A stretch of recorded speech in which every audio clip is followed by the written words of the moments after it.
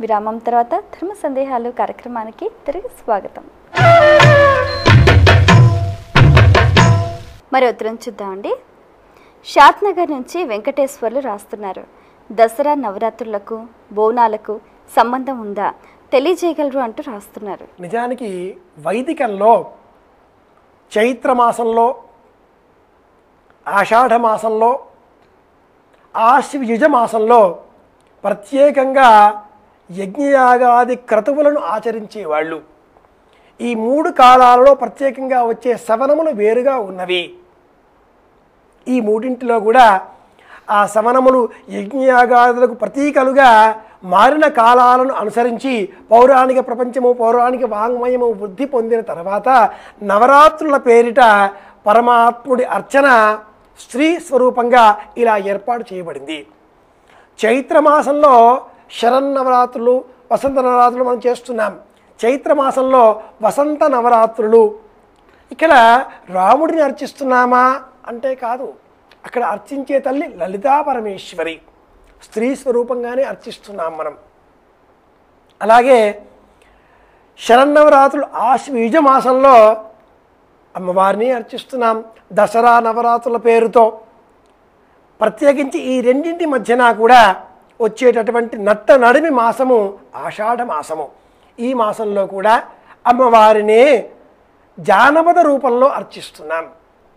సంస్కృతి సభ్యతలు పెంచుకొని, విద్యా వివేకము వృద్ధి పొందించుకొని, సంస్కృత భాషలో, దైవ భాషలో, దేవ భాషలో, అమర భాషలో మహిషాసురమర్దిన్యై నమః అని చెబితే ఈ ఆషాఢ మాసంలో మైసమ్మ అన్న పేరుతో ఆ తల్లినే పూర్వంగా ఆచరిస్తున్నాం. ఇంటర్నేషనల్గా అంతర్జాతీయ పరంగా చూస్తే ఎన్సైక్లోపీడియా ఆఫ్ బ్రిటానికా అతిపెద్ద గ్రంథం. ప్రపంచంలో ఉండే సంస్కృతులన్నింటినీ కూడా పుస్తకస్థం చేసినటువంటి అతిపెద్ద వాల్యూముల సంపుటి. అందులో 2వ సంపుటంలో రెడ్ఫీల్డ్ అనే బ్రిటిష్ జాతీయుడు ఈ దేశంలో తెలంగాణ ప్రాంతంలో ఆచరించేటటువంటి ఈ బోనాల ఉత్సవం గురించి రెడ్ఫీల్డ్ అతని పేరు ప్రత్యేకంగా వివరించాడు. బోనం అంటే ఏమిటి, ఘటం అంటే ఏమిటి, ఎందుకు ఈ విధంగా ఈ ఆషాఢ మాసంలోనే ఈ ఉత్సవాలను చేయాలి, చైత్రమాసంలో ఆశ్వయుజ మాసంలో మధ్యలో వచ్చేటటువంటి ఈ ఉత్సవం ఏమిటి, అక్కడ మహిషాసురమర్దిని అంటే అంతకంటే పూర్వమే ఉన్నటువంటి ఉత్సవం. ఆది అంటూ ఉంటేనే కదా ఆ పైన కొత్తగా వచ్చేది. నగరం అంటూ ఉంటే కదా కొత్త నగరం వచ్చేది. సిటీ, ఓల్డ్ సిటీ, కొత్త పట్టణం, పాత పట్టణం అంటారు. పాత పట్టణం అంటే పాత పట్టణం అని కాదు, అది పట్టణం. ఆ తర్వాత కొత్తగా వచ్చిందే కొత్త పట్టణం. ఈ ఆది అయినటువంటి సంస్కృతి బోనాలు. కొత్తగా వచ్చిన సంస్కృతి శరన్నవరాత్రి ఉత్సవాలు, దసరా పండుగ. వాళ్ళు అడిగినట్లుగా చెప్పాలి అంటే కనుక రెండింటికి సంబంధం ఉంది. ఎక్కువగా చెప్పాలి అంటే 3ంటికి సంబంధం ఉంది. వీటిల్లో ఆ తల్లిని జగన్మాతనే మనం ప్రార్థన చేస్తున్నాం. ప్రత్యేకించి ఆషాఢమాస ఉత్సవాలలో కూడా సప్తశతి పారాయణం చేస్తే విశేషంగా ప్రయోజనం సిద్ధిస్తుంది. అమ్మవారిని శాకంభరీదేవి అని పిలుస్తారు. దసరా ఉత్సవాలలో మహిషాసురమర్దిని అని అర్చించే మనం ఆ రూపాన్నే ఈ ఆషాఢమాసంలో శాకంభరీదేవిగా అర్చనలు చేస్తాం.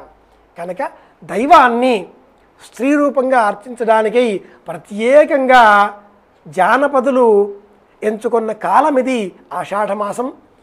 గ్రీష్మ ఋతువైనప్పటికీ వర్షారంభ సంరంభ కాలం కనుక ఈ సంధికాలంలో అమ్మను పూజ చేస్తే ఆ అమ్మ రక్షణ ఇస్తుంది, ఆరోగ్యాన్ని కాపాడుతుంది. కనుక ఈ రెండింటికి సంబంధం ఉంది అని చెప్పుకోవాలి. మరి ఉత్తరం చూద్దామండి. కల్వకుర్తి నుంచి శ్రీలత రాస్తున్నారు. బోనమును ఎవరైనా సమర్పించవచ్చా, వివరించండి అంటూ రాస్తున్నారు. అందరూ సమర్పించుకోవచ్చును. అయితే మనం భోజనం చేస్తున్నాం ఇంట్లో. బోనం అంటే భోజనమే. భోజనం చేసే సమయంలో అన్నమును రాశిగా పోసుకుంటామా, కొంచెంగా పెట్టుకుంటామా? రాశిగా పోసుకోం. రాశిగా పోస్తే ఏమిట్రా అది దిష్టి కుంభంలాగా అంత మిగుతావా, కొండలాగా పోసుకున్నావు అన్నాన్ని అంటారు. అలాగే అన్నం తినే సమయంలో కూడా అన్నాన్ని ఇలాగా పైకి చేయకూడదు, కుప్పలాగా పోసుకోకూడదు. ఆ సిమెంటు ఇసుక కలిపేవాడు కలుపుతూ ఉంటాడు, వాడు పైకి వేస్తూ ఉంటాడు, కుప్పలాగా పోస్తాడు, గుంత చేస్తాడు, నీళ్లు పోస్తాడు, మళ్ళీ వేస్తాడు, గుండ్రంగా చేస్తాడు. భోజనం చేసే సమయంలో ఇలాగా మనం కుప్పలాగా పోసుకుంటే మళ్ళీ వారం 10 రోజుల వరకు భోజనం తినే అవసరం మనకు కలగదు, అనారోగ్యం వస్తుంది కనుక. అలాగే విశేషంగా ఈ మాసంలో అమ్మను ఇంత తీవ్రంగా ఎందుకు అర్చన చేస్తారంటే, ఎవరైనా సమర్పించవచ్చును. మనకు అనారోగ్యం వస్తే తెల్లవారులు మేలుకువగా ఉండి వేళకు మందులు వేసి సదుపాయాలు కల్పించి సపర్యలు చేసి రక్షించే తల్లి మాతృమూర్తి. అలాగే మనల్ని ఎవరైనా ఏదైనా అంటే పక్కవాళ్ళు, ఏం మా వాణ్ణి ఏమో అన్నావట అంటూ కాళిక రూపాన్ని ధరించి కళ్ళు పెద్దవి చేసి మళ్ళీ మా వాడి జోలికి వచ్చావా నీ అంత చూస్తాను అని బెదిరించే తల్లి కూడా తల్లే, కన్న తల్లే. ప్రశాంతంగా లాలించి పాలించి పోషించే తల్లి మహిషాసురమర్దిని దసరా నవరాత్రులలో కాగా, మన జోలికి ఎవరైనా వస్తే వాళ్ళని బెదిరించే తల్లి ఈ ఆషాఢ మాస జాతర పెద్దమ్మ అమ్మవారు. ఈ కాలంలో మన జోలికి వచ్చేవి ఏమిటివి? అనారోగ్యాలు, విష సాంక్రామిక రోగాలు. తట్టుతల్లి, అమ్మవారు, మశూచికం ఇలాంటివన్నీ కూడా ఈ కాలంలోనే సంభవిస్తూ ఉంటాయి. ఎండలు వస్తూ ఉంటాయి, వర్షాలు వస్తూ ఉంటాయి కనుక రోగాలు వస్తాయి. సంధి ఇవేవీ రాకుండా రక్షించే తల్లి కనుక ఈ రూపాన్ని ఇలా అర్చించాలి. ఎవరైనా బోనం సమర్పించుకోవచ్చును. అయితే మాకు పడికట్టు లేదు, మేము ఎప్పుడు సమర్పించలేదు, ఇలాగా మాకు తెలియదు అనేవాళ్ళు ఉంటారు. వాళ్ళు ఏం చేస్తారు?